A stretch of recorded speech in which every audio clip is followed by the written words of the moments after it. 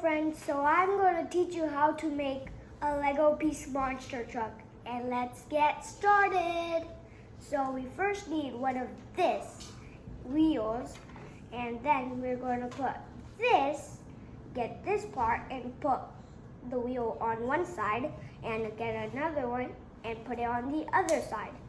And then we're going to get another and going to put it again the same side, the same way how we put in the first one, and then we're going to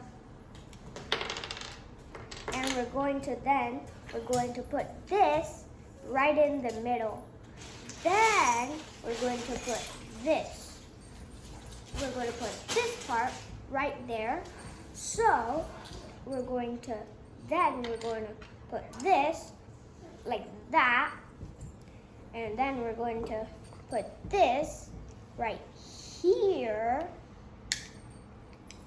and then we're going to put another one on the edge, and then we're going to put this wheel right here, right there on the edge too, and also the other one on the edge. And let's